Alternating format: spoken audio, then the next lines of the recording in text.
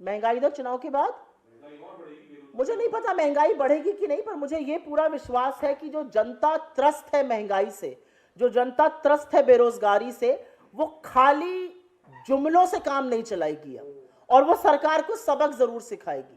ये जो आंकड़े हमने आपके सामने रखे हैं वो सरकार के आंकड़े हैं। आज जो मैन्युफैक्चरिंग और सर्विसेज में नौकरी कम हो रही है और लोग खेतीहर मजदूरी करने को विवश हैं, वो जरूर अपने वोट से इसका जवाब देंगे। तो मुझे नहीं पता कम होगी या ज्यादा होगी। मैं दो चार चीजें जानती हूं इकोनॉमी के बारे में, और उनमें से एक चीज ये है कि जब वैश्विक हालात सुधरे तो हमारे आपके हालात नहीं सुधरे। जब क्रूड ऑयल 20 पर भी पहुंच गया था, पेट्रोल डीजल के दाम में कमी नहीं हुई थी। 40% कम हो गए क्रूड ऑयल के प्राइसेस पिछले एक साल में। क्या आपका पेट्रोल डीजल का दाम कम हुआ है? क्या आपका एलपीजी सिलेंडर का दाम घटाया गया है? सवाल इस बात का है। सवाल इस बात का है कि सरकार निर्लज्जता से भले कहे कि बेरोजगारी नहीं है। अगर बेरोजगारी नहीं है तो 15.5 करोड़ ये लोग कौन है जो मनरेगा में मजदूरी करने को विवश है? सरकार को क्यों 26,000 करोड़ रुपए इस वित्तीय वर्ष में एक्स्ट्रा खर्चा करना पड़ा? 60,000 करोड़ बजट था, खर्चा करना पड़ा 86,000 करोड़। और अभी तो सिर्फ रिवाइज्ड आंकड़े बता रही हूं, एक्चुअल्स नहीं, एक्चुअल्स इससे ज्यादा होगा। पहले इस पे पूछ लें अर्थव्यवस्था पर। मुझे लगता है सरकार का कच्चा चिट्ठा जानना और सुनना जरूरी है। किस तरह से बिना पलक झपकाए झूठ बोलती है ये सरकार, किस तरह से जुमलों में लोगों को फंसाती है, और पिछले 10 सालों से जो जुमला नॉमिक्स का नतीजा है, आज हम इस कगार पे पहुंच गए कि जो इन्वेस्टमेंट डेस्टिनेशन हम हुआ करते थे उसमें भी हम लगातार डिप हो रहे हैं। हमारे यहाँ प्राइवेट इन्वेस्टमेंट नहीं हो रहा है, उपभोग डिप हो रहा है। ये चिंता के विषय, इस पर बात करनी चाहिए। कोई और सवाल अगर इसका ना हो तो फिर मैं बाकी सवाल लूंगी। अशोक चौहान है, उन्होंने अपनी प्राइमरी सदस्यता से इस्तीफा दे दिया है। इस तरह की अटकलें कयास लगाए जा रहे हैं कि वो भी भारतीय जनता पार्टी ज्वाइन कर सकते हैं। आपके पूर्व मुख्यमंत्री ने कांग्रेस पार्टी के बड़े कद्दावर नेता हैं, एक के बाद एक कांग्रेस पार्टी को लोग छोड़ रहे हैं, कैसे इसको आप देखते हैं? क्या एक बड़ा झटका? मैंने पहले भी इस मंच से कहा है और आज दोबारा से मैं उस बात को दोहराती हूँ। मैं इस खबर की ना पुष्टि कर सकती हूँ और ना इसको डिनाई कर सकती हूँ, क्योंकि मेरे पास अधिकृत तौर पे कोई जानकारी इसकी नहीं है। लेकिन अगर आप जो कह रही हैं वो सच है, तो मैंने इस मंच से पहले भी कहा है कि आज विपक्ष की राजनीति करना बहुत मुश्किल है। आज इस सरकार की आंख में आंख डालकर ये बोलना कि आपका ये सारा फर्जीवाड़ा झूठा है, आपका व्हाइट पेपर गलत है, आपके कच्चे चिट्ठे का हम खुलासा कर रहे हैं, बहुत मुश्किल है। किसी के ऊपर एजेंसी का प्रेशर बनता है, किसी के ऊपर कोई प्रलोभन होता है, किसी के ऊपर अन्य तरह का प्रेशर बनाया जाता है। आप जितने लोगों ने पिछले कुछ दिनों में छोड़ा है उन सबके ईडी के केसेस देख लीजिए, तो मुझे लगता है पिक्चर अपने आप बहुत साफ हो जाएगी। आज की तारीख में विपक्ष की राजनीति करना, आज की तारीख में विपक्ष की राजनीति मुस्तैदी से करना बहुत मुश्किल है। और वही कर सकता है जिसके अंदर कलेजा है, जिसके अंदर मादा है, जिसके अंदर शिद्दत है लड़ने की। जो सरकार से कहता है डाल दो जेल में, लेकिन तुम्हारी खिलाफत तो करूंगा और सच के लिए खड़ा रहूंगा। और मुझे ऐसा लगता है ये काम बखूबी से राहुल गांधी जी कर रहे हैं, जो सच के साथ खड़े हैं, जो मुस्तैदी से पुरजोर तरीके से ये लड़ाई लड़ सकते हैं, वो उनके साथ रहेंगे। अन्यथा जो जाएगा उसके ऊपर कोई ना कोई प्रेशर जरूर रहा होगा।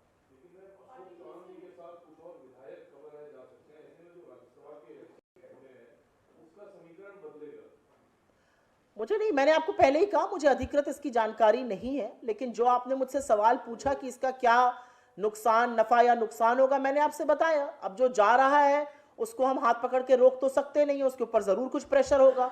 और प्रेशर जहां तक मुझे समझ में आ रहा है एजेंसीज का है।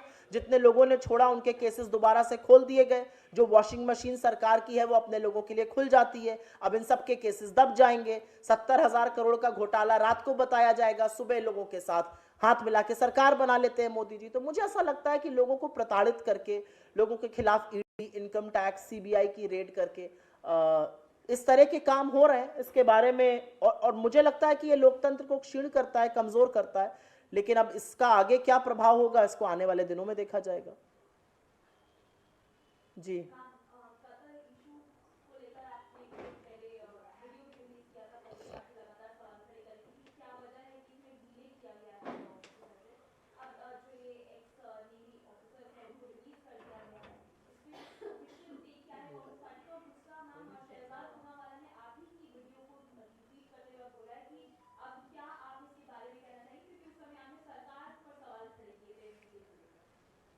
जिन 8 लोगों को आज रिलीज किया गया है वो कभी जेल जाने ही नहीं चाहिए थे।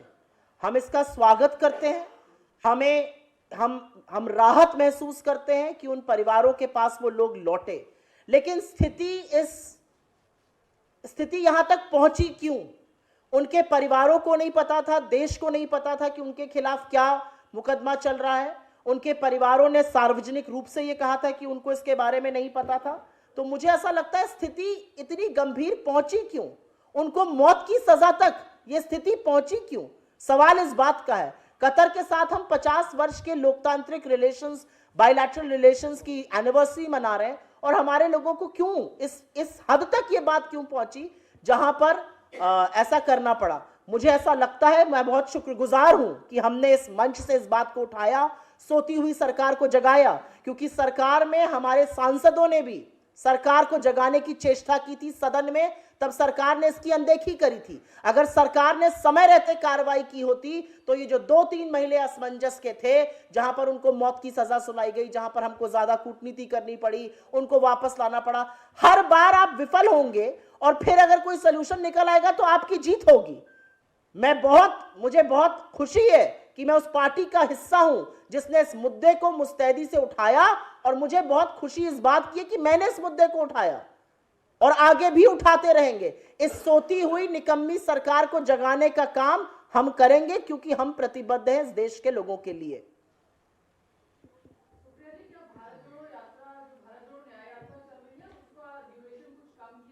नहीं, मुझे नहीं लगता इसकी कोई अधिकृत जानकारी है। कुछ लोगों ने रिपोर्ट किया है। जयराम जी ने अभी थोड़ी देर पहले एक प्रेस कॉन्फ्रेंस में भी कहा है कि इसकी कोई पुष्टि नहीं है, ऐसा कोई अभी तक प्रपोजल नहीं आया है। और कोई सवाल? जी जी हाँ।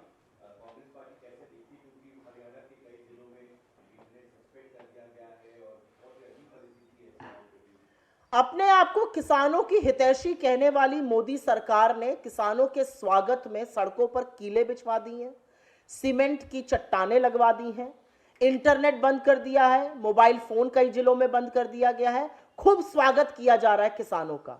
और इन किसानों का कसूर क्या है? ये अपनी सरकार से बात करना चाहते हैं। ये सरकार से पूछना चाहते हैं कि जिस एमएसपी का फर्जी वादा किया था उसका हुआ क्या।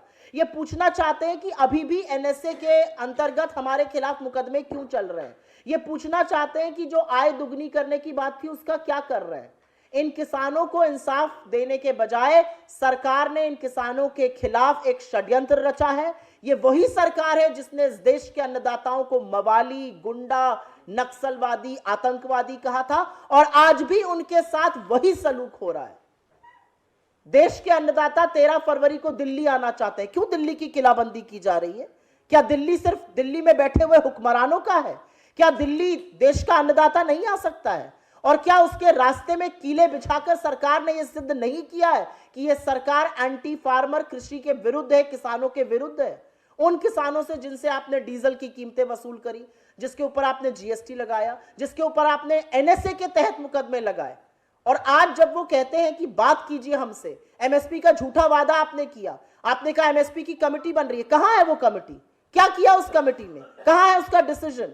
750 किसानों की शहादत से जिस सरकार के हाथ खून से रंगे हैं, आज सरकार फिर उन किसानों के साथ वही षड्यंत्र रच रही है।